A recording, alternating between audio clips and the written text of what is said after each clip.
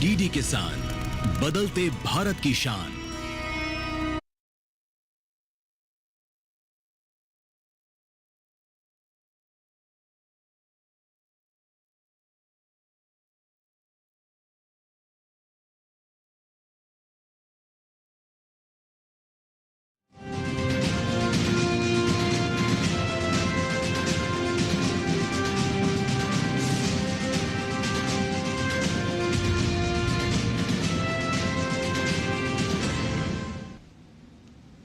नमस्कार, किसान समाचार में आप सभी का स्वागत है। सबसे पहले मुख्य समाचार। केंद्रीय कृषि मंत्री शिवराज सिंह चौहान ने दिल्ली में छठे अंतर्राष्ट्रीय कृषि विज्ञान कांग्रेस के अवसर पर दलहन आत्मनिर्भरता मिशन को किया रेखांकित। कहा, पोषण युक्त खाद्य अन्न के साथ किसानों की आजीविका सुरक्षित करना भी है आवश्यक।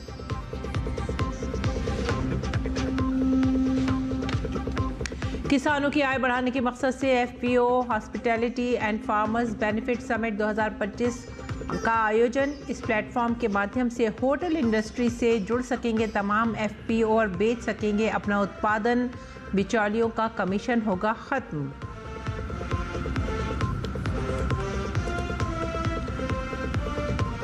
मध्य प्रदेश में इस साल भी 2600 रुपये प्रति क्विंटल के हिसाब से होगी गेहूं की खरीद।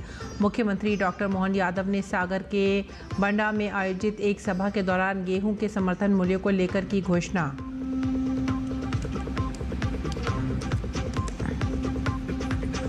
जम्मू कश्मीर की वादी एक बार फिर शीतलहर की चपेट में। श्रीनगर में कड़ाके की ठंड से जनजीवन की रफ्तार हुई धीमी। डल झील पर जमी बर्फ, किनारे थमी नजर आई नावें। मौसम विभाग ने जताई न्यूनतम तापमान गिरने की संभावना।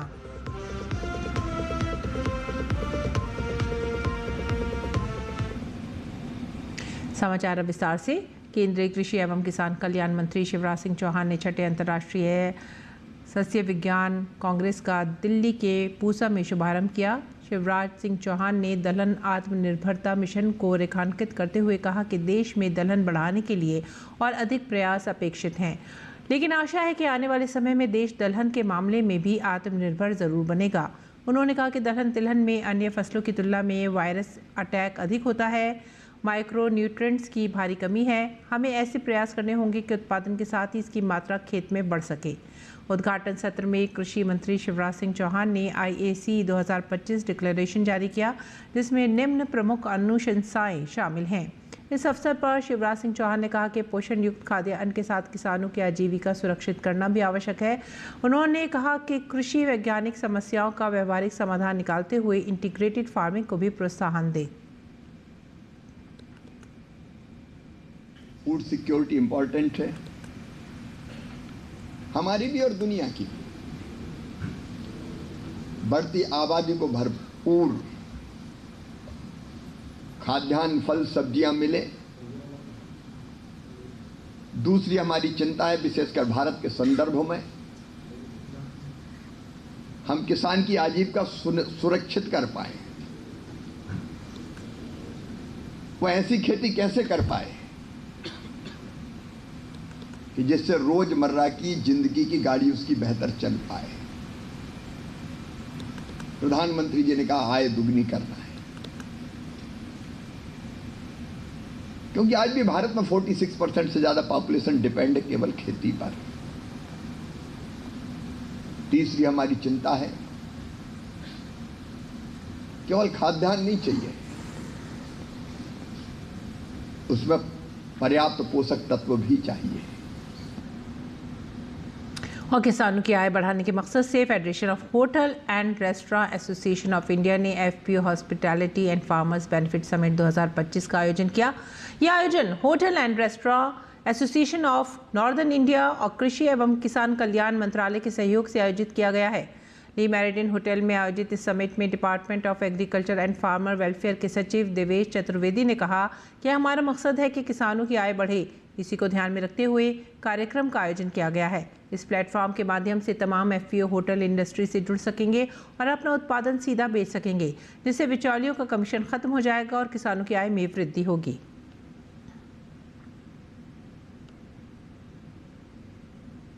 का उद्देश्य है पूरे मंत्रालय का, और किसानों की आय बढ़ाने में उनको प्रोडक्टिविटी, प्रोडक्शन बढ़े, वो तो एक महत्वपूर्ण बिंदु होता है, एस्पेक्ट होता है, लेकिन उनको जो प्रोड्यूस किया उनको बेहतर उसका प्राइस मिल जाए, उसकी मार्केटिंग अच्छी हो जाए, उनके लॉसेस कम हो जाए। ये दो चीज़ें भी बहुत महत्वपूर्ण रहती हैं उनकी आय बढ़ाने के लिए। तो ये जो हम लोग का जो एक ये प्रयास ये है कि होटल्स और रेस्टोरेंट के जो चेन्स हैं, वो अगर वहाँ के जहाँ पर उनका यूनिट इस्टेब्लिश्ड है या बड़े शहर में या कहीं छोटी जगह पे भी जहाँ टूरिज़्म अट्रैक्शंस हैं, वहाँ से अगर लोकल जो प्रोड्यूस हो रहा है वहाँ पे जो फ्रूट, वेजिटेबल्स, मसाले, फूड ग्रेन्स जो भी है, वो अगर सीधे वहाँ से ख़रीदेंगे तो किसानों को जो है जो बीच का जो बिचौलिया का जो प्रॉफिट चला जाता है वो उनको मिलेगा। केंद्रीय नवीन एवं नवीकरणीय ऊर्जा मंत्री प्रहलाद जोशी ने हरियाणा के रेवाड़ी में अत्याधुनिक 240 TPD टन दिन निर्माण करने वाले बायोमास प्लेट प्लांट का उद्घाटन किया। केंद्रीय मंत्री जोशी ने कहा कि ये मौका राज्य की स्वच्छ ऊर्जा यात्रा में एक महत्वपूर्ण मील का पत्थर है और ये भारत के नवीकरणीय ऊर्जा भविष्य में एक प्रमुख योगदानकर्ता के तौर पर हरियाणा की निरंतर प्रगति को प्रतिबिंबित करता है। नवीकरणीय ऊर्जा मंत्री ने जोर दिया कि भारत सरकार ने हाल ही में एक व्यापक नीति अधिसूचित की है, जिसके अंतर्गत सभी कोयला आधारित ताप विद्युत संयंत्रों में बायोमास पेलेट या टर्फाइड म्यूनिसिपल सॉलिड वेस्ट चारकोल को फायरिंग अनिवार्य है। नई नीति के अंतर्गत देश भर के सभी ताप विद्युत संयंत्रों को भार के अनुसार 50% बायोमास या MSW चारकोल को फायरिंग करना अनिवार्य है, जबकि दिल्ली NCR क्षेत्र की इकाइयों को 7% मिश्रण का इस्तेमाल करना होगा। NCR संयंत्रों के लिए इस्तेमाल किए जाने वाले बायोमास का कम से कम आधा हिस्सा स्थानीय धान के अवशेषों और पराली से प्राप्त किया जाएगा, जिससे संपोषित आपूर्ति श्रृंखला सुनिश्चित होगी और पराली जलाने की लंबे समय से चली आ रही समस्या का भी समाधान होगा।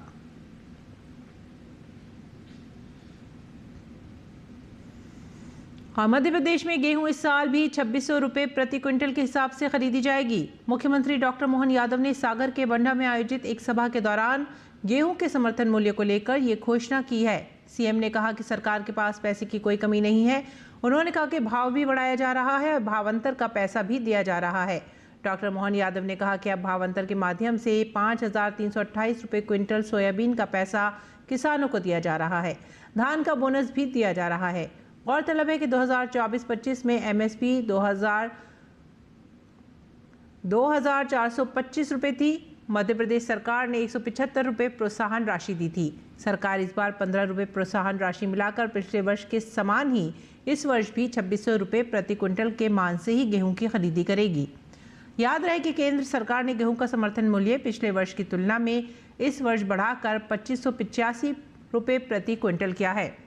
पिछले वर्ष से इस वर्ष गेहूं के समर्थन मूल्य में 160 रुपये प्रति क्विंटल की बढ़ोतरी हुई है।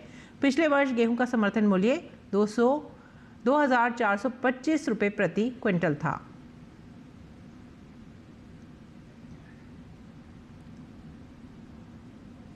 किसानों को उचित मूल्य पर गुणवत्तापूर्ण खाद बीज उपलब्ध कराने के लिए सरकार द्वारा कई प्रयास किए जा रहे हैं।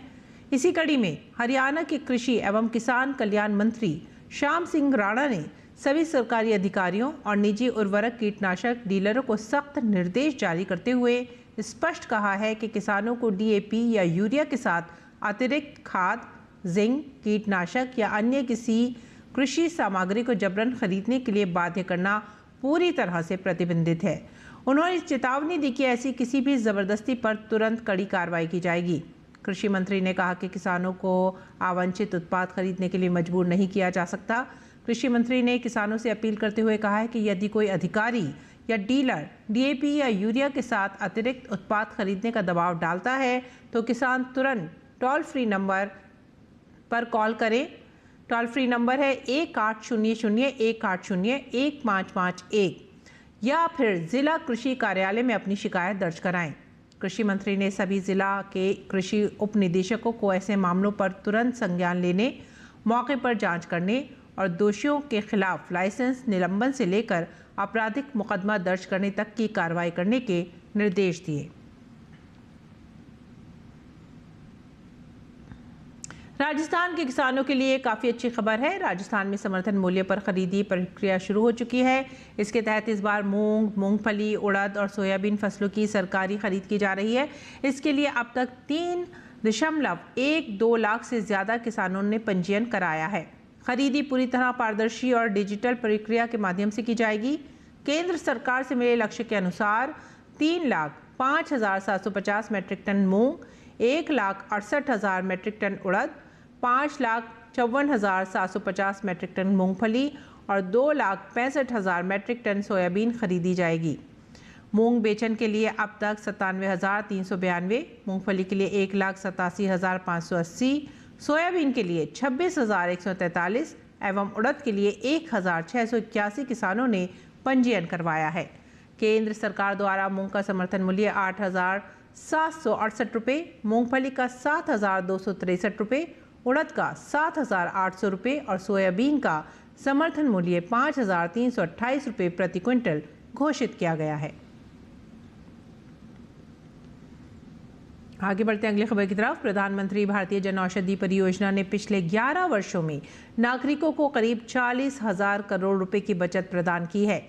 केंद्र सरकार की ये योजना पिछले दशक की सबसे प्रभावी सामाजिक पहलों में से एक नंबर बनकर उभरी है। पिछले 11 वर्षों में जन औषधि केंद्रों की संख्या 210 गुना बढ़ी है और उनकी बिक्री भी 270 गुना से अधिक बढ़ी है। वर्तमान में देश भर में 17,000 से ज़्यादा जन औषधि केंद्र संचालित हो रहे हैं। इन जन औषधि केंद्रों में कैसे दवा सप्लाई होती है, कैसे वेयरहाउस से जन औषधि केंद्रों तक दवाइयाँ भेजी जाती हैं, ऐसे ही गुरुग्राम के वेयरहाउस का जायजा लिया हमारे संवाददाता नितेंद्र सिंह ने। प्रधानमंत्री जन औषधि परियोजना के तहत जो जन औषधि केंद्र पर आप दवाइयाँ खरीदते हैं वो काफ़ी गुणवत्ता वाली होती है, उसकी क्वालिटी बेहतर होती है, काफ़ी सस्ता होता है, 50 से 80% तक वो सस्ता होता है। लेकिन हम इस वक्त हैं एक वेयर हाउस में, गुरुग्राम का वेयर हाउस है, जहाँ से दवाइयाँ रिटेलर के पास, दुकानदारों के पास जाता है और साथ ही साथ जो कंपनी है, जो जिस कंपनी से खरीदी जाती है, वहाँ से दवाइयाँ सीधे इसी वेयर हाउस में आता है। देश में तकरीबन 5 वेयर हाउस हैं, जिसमें गुरुग्राम, गुवाहाटी, बेंगलुरु, चेन्नई और सूरत में है। और वहीं से पूरे देश भर में जो जितने भी जन औषधि केंद्र हैं वहाँ पर सप्लाई होता है। और देश में तकरीबन 17,000 इस वक्त जन औषधि केंद्र हैं जहाँ पर दवाइयाँ सस्ती और गुणवत्ता वाली मिलती है। मैं दिखाऊंगा आपको कि ये जो गुरुग्राम का वेयर हाउस है, ये ट्रक है। इस ट्रक से देखिए ये सब जो दवाइयाँ हैं वो कंपनियों के जरिए आती है। वो कंपनी जो WHO के GMP सर्टिफाइड कंपनियाँ होती हैं, वहीं से दवाइयाँ आती हैं जो बहुत ही गुणवत्ता वाली होती है। और उसमें ये देखिए, ये जो मशीन है इसमें स्कैन होता है और स्कैन इस बात का किया जाता है कि बारकोड इसमें लगा हुआ है, बारकोड के जरिए स्कैन किया जाता है कि इसमें वज़न कितना है, कितनी मात्रा में दवाइयाँ हैं और उसकी पूरी डिटेल, ये मैनुअल नहीं बल्कि एक इस ऑटोमेटिक मशीन है, इसके ज़रिए लिया जाता है और सब कुछ डिटेल इसमें आप देखिए स्क्रीन के ज़रिए काफ़ी कुछ डिटेल इसमें रहता है कि वज़न का ख्याल रखा जाता है, साथ ही साथ कौन सी दवाइयाँ हैं उसकी डिटेल कंप्यूटराइज है। और उसके बाद फिर ये जो बड़ा सा वेयर हाउस है इसमें इन दवाइयों को रखा जाता है और पूरी डिटेलिंग इसमें की जाती है। टेक्नोलॉजी का इस्तेमाल होता है, सॉफ्टवेयर बहुत ही अत्याधुनिक किस्म का सॉफ्टवेयर है जिसके ज़रिए दवाइयों को के रख रखाव और जो चेन है, सप्लाई चेन, उस पर नज़र रखी जाती है। और यहीं से ये जो वेयर हाउस है तकरीबन 1,42,000 स्क्वायर फीट में गुड़गांव का ये जो वेयर हाउस उसमें बना हुआ है। क्वालिटी पे इस पर नज़र रखी जाती है और ख़ास ख्याल रखा जाता है कि सप्लाई चेन में कोई कमी ना हो, ताकि जितने भी जो जन औषधि केंद्र हैं, इस वक्त देश में 17,000 जन औषधि केंद्र हैं, वहाँ सुचारू रूप से दवाइयाँ पहुँचे। और जन औषधि केंद्र में 2100 से ज़्यादा मेडिसिन दवाइयाँ मिलती हैं, साथ ही साथ 300 से ज़्यादा सर्जिकल उपकरण भी उपलब्ध है और बहुत ही सस्ते 50 से 80% की छूट मिलती है वहाँ पर और काफ़ी क्वालिटी वाली दवाइयाँ होती हैं। कैमरामैन अलीन ठाकुर के साथ नितेंद्र सिंह, DD न्यूज़, गुरुग्राम। भारत की अर्थव्यवस्था अभी और भी रफ्तार पकड़ने वाली है। S&P ग्लोबल रेटिंग्स के अनुसार वित्त वर्ष 2025-26 में GDP 6.5% की दर से बढ़ सकती है। साथ ही 2026-27 में GDP के 6.7% की दर से बढ़ने का अनुमान है। S&P ने अपनी economic outlook Asia Pacific report में कहा है कि अमेरिकी शुल्क के प्रभाव के बावजूद मजबूत खपत से प्रेरित घरेलू वृद्धि मजबूत बनी हुई है। रेटिंग एजेंसी की माने तो कर कटौती, GST दरों में कमी और मौद्रिक नीति में ढील से उपभोग बढ़ने की उम्मीद है। साथ ही अप्रैल-जून तिमाही में GDP वृद्धि 7.8% रहने का अनुमान है। बता दें कि RBI ने चालू वित्त वर्ष के लिए वृद्धि दर 6.8% रहने का अनुमान जताया है। आयकर छूट बढ़ने, ब्याज दरों में 0.5% कटौती के साथ अनुमान जताया गया है कि 375 वस्तुओं पर GST कम होने से मध्यम वर्ग को और राहत मिलेगी, जिससे खपत को मजबूती मिलेगी, जिसका असर भारतीय अर्थव्यवस्था पर भी सकारात्मक रह सकता है।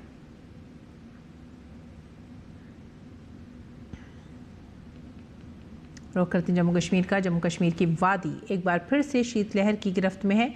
श्रीनगर में कड़ाके की ठंड ने जनजीवन को धीमा कर दिया है। सुबह होते ही घने कोहरे ने शहर और आसपास के इलाकों को ढक लिया, मानो घाटी पर सफ़ेद धुंध की चादर बिछ गई हो। डल झील की सतह पर जमी हल्की बर्फ और किनारों से हटाई छोटी खड़ी नावें मौसम की मार बयान करती दिखाई दे रही हैं।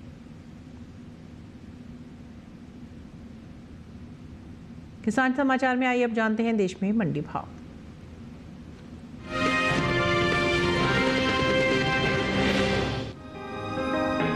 सफेद सोने के नाम से जाना जाने वाला कपास, जिसमें भारत दुनिया का सबसे बड़ा कपास उत्पादक देश है। ये फसल किसानों और देश की अर्थव्यवस्था दोनों के लिए जरूरी है, क्योंकि इससे कपड़ा उद्योग चलता है और लाखों लोगों को रोजगार मिलता है। वैश्विक पैदावार में इसका योगदान लगभग 23% है। कपास न सिर्फ भारतीय कृषि अर्थव्यवस्था के लिए जरूरी है, बल्कि ये करोड़ों किसानों की आजीविका का प्रमुख साधन भी है।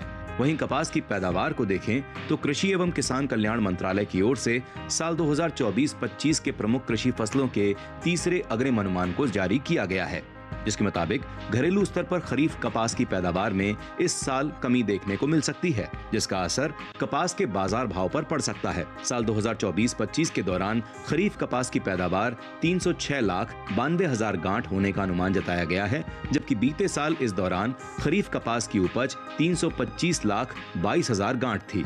वर्तमान समय में भारत में कपास की खेती लगभग 13.06 मिलियन हेक्टेयर भूमि पर की जाती है, जबकि विश्व स्तर पर यह क्षेत्रफल 33.1 मिलियन हेक्टेयर है। इससे साफ जाहिर होता है कि कपास की पैदावार में भारत की भूमिका कितनी अहम है। वहीं भारत में कपास की खेती मुख्य रूप से महाराष्ट्र, गुजरात, तेलंगाना, आंध्र प्रदेश, मध्य प्रदेश, राजस्थान, पंजाब, हरियाणा और कर्नाटक जैसे राज्यों में होती है। इन राज्यों का देश की कुल कपास पैदावार में सबसे ज्यादा हिस्सा है। फिलहाल गुजरात की मंडियों में कपास की आवक बनी हुई है। एग्मार्कनेट के मुताबिक गुजरात की धोराजी मंडी में 22 नवंबर को कपास का भाव था 7,005 रुपए। 24 नवंबर को इसके भाव में 100 रुपए की गिरावट आई और भाव हो गया 6,905 रुपए। जबकि राज्य की ही राजकोट मंडी में इस दौरान कपास के सौदों में मजबूती के साथ कारोबार हुआ। यहाँ 22 नवंबर को कपास का भाव था 6,900 रुपए। 24 नवंबर को इसके सौदे 400 रुपए मजबूत होकर 7,300 रुपए पर हुए। ध्रांगध्रा मंडी में कपास के भाव की बात करें तो यहाँ बीते शनिवार को कपास का भाव था 6,250 रुपए। सोमवार के दिन कपास के सौदे मजबूत होकर 150 रुपए चढ़े और भाव हो गया 6,400 रुपए।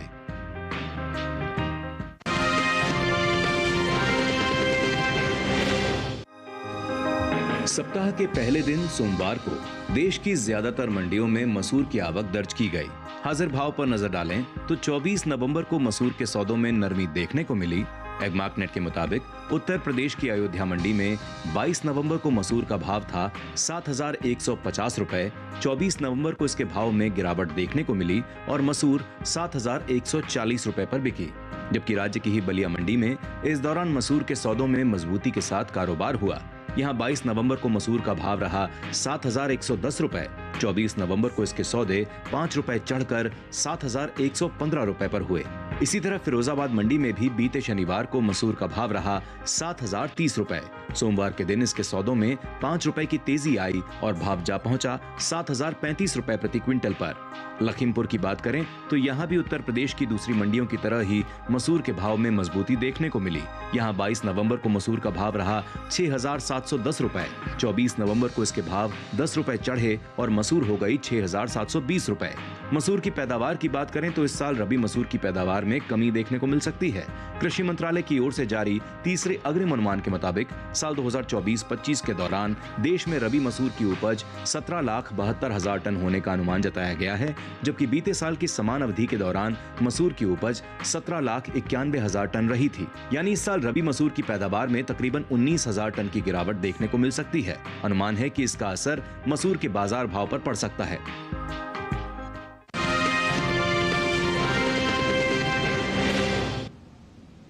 और आइए बात करते हैं मौसमी खेती की। किसान इस मौसम में कैसे रखें अपनी खेती का ख्याल, जानते हैं।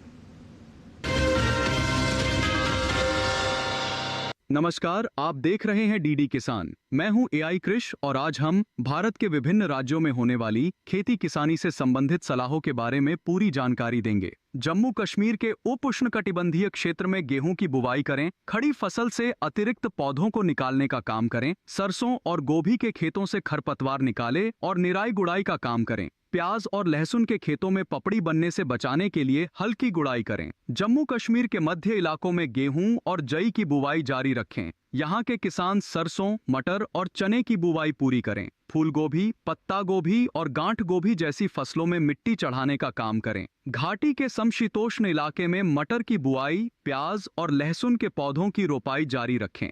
हिमाचल प्रदेश की बात करें तो यहाँ मध्य पहाड़ी और नम इलाकों में गेहूं की बुवाई जारी रखें। हिमाचल प्रदेश के उप पर्वतीय और निचले पहाड़ी उष्णकटिबंधीय क्षेत्रों में पत्ता गोभी, ब्रोकली और फूल गोभी के खेतों में निराई गुड़ाई करें। मटर की फसल में सिंचाई करें। लहसुन और गेहूं की बुवाई करें। यहाँ के किसान प्याज की नर्सरी बो सकते हैं। उत्तराखंड के भाबर और तराई क्षेत्र में चना, गन्ना और मसूर के खेतों में निराई गुड़ाई का काम करें। फसलों में जरूरत के हिसाब से सिंचाई करते रहें। यहाँ के किसान गेहूं और आलू की बुवाई पूरी करें। यहाँ मूली की बुवाई कर सकते हैं। उत्तराखंड के पहाड़ी इलाकों में गेहूं और सरसों की बुवाई जारी रखें। यहाँ प्याज की रोपाई और मसूर की बुवाई भी कर सकते हैं। पत्तेदार सब्जियों की कटाई समय पर करें। उत्तराखंड के कम नमी वाले उष्णकटिबंधीय क्षेत्र में गन्ने की खड़ी फसल में सिंचाई करें। यहाँ के किसान जौ की बुवाई का काम करें और गेहूं की बुवाई जारी रखें। इसी तरह कृषि और किसानों से जुड़ी हर महत्वपूर्ण जानकारी के लिए हमारे साथ जुड़े रहिए और देखते रहिए डीडी किसान। धन्यवाद।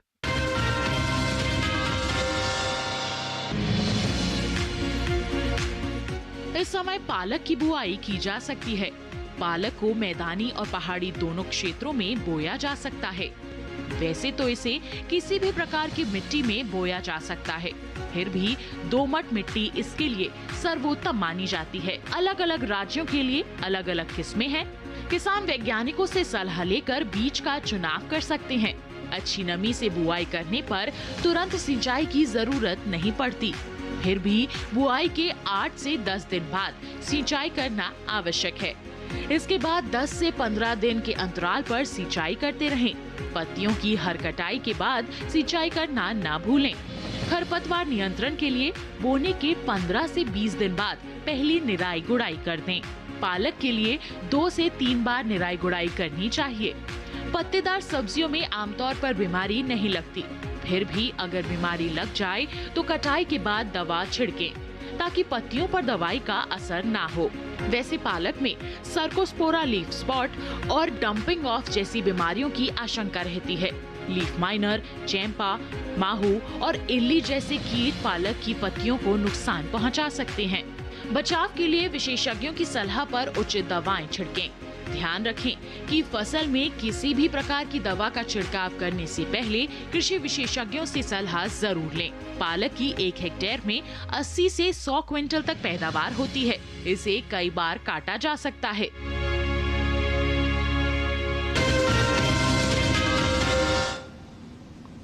खेती किसानी के साथ साथ आइए अब नजर डालते हैं कुछ और महत्वपूर्ण खबरों पर। खास खबर में प्रधानमंत्री नरेंद्र मोदी ने अयोध्या में सरयू तट पर स्थित सप्त मंदिर में पूजा अर्चना की। ये भगवान राम की जीवन यात्रा के साथ रहे समाज के हर वर्ग से जुड़े लोगों के सम्मान में बनाए गए 7 छोटे मंदिरों का एक समूह है। इन मंडपों में महर्षि वाल्मीकि, महर्षि वशिष्ठ, महर्षि विश्वामित्र, महर्षि अगस्त्य, निषाद राज, शबरी और ऋषि पत्नी अहल्या की प्रतिमाएं विराजमान हैं। अयोध्या में हो रहे भव्य ध्वज समारोह में सभी उम्र के लोग पहुंच रहे हैं। पैर न होते हुए भी घनश्याम दास को दुनिया की कोई ताकत श्री राम नगरी पहुंचने से नहीं रोक पाई। इसके अलावा एक बूढ़ी मां ने भी अयोध्या नगरी पहुंचकर अपनी खुशी जाहिर की। केंद्रीय रक्षा मंत्री राजनाथ सिंह भारतीय शिपयार्ड जहाज निर्माण और जहाज मरम्मत में बदलाव पर आयोजित समुद्र उत्कर्ष सेमिनार में शामिल हुए। पश्चिम बंगाल में मतदाता सूची की विशेष गहन पुनरीक्षण यानी SIR जारी है। इस बीच कोलकाता स्थित चुनाव आयोग कार्यालय के बाहर तृणमूल समर्थक बूथ लेवल ऑफिसर BLO का SIR प्रक्रिया के विरोध में प्रदर्शन जारी। केंद्रीय मंत्री धर्मेंद्र प्रधान ने सरदार वल्लभ भाई पटेल की 150वीं जयंती के उपलक्ष्य में ओडिशा के संबलपुर में एकता मार्च का नेतृत्व किया। केंद्र सरकार सरदार वल्लभ भाई पटेल की 150वीं जयंती के उपलक्ष्य में सरदार एट 150 यूनिटी मार्च नाम से एक राष्ट्रव्यापी अभियान चला रही है। दिल्ली के जवाहरलाल नगर इलाके में आज एक इमारत का हिस्सा अचानक गिर गया, जिसके बाद पूरे क्षेत्र में अफरा तफरी मच गई। वर्तमान में स्थानीय निवासियों की मदद से सर्च और बचाव अभियान जारी है। और इसी के साथ ही आप हमारी पूरी टीम को दीजिए आज्ञा। नमस्कार।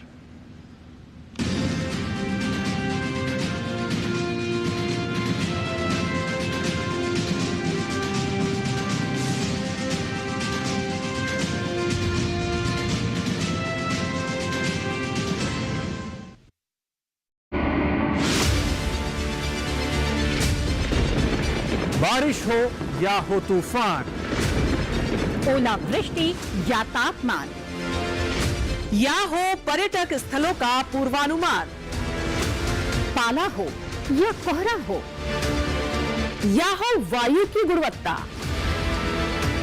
सबकी सटीक जानकारी, सबका सटीक विश्लेषण। देखिए हमारे साथ मौसम खबर में। मौसम खबर, देश के मौसम का सबसे तेज और सटीक विश्लेषण रोजाना शाम 7:30 बजे DD किसान पर।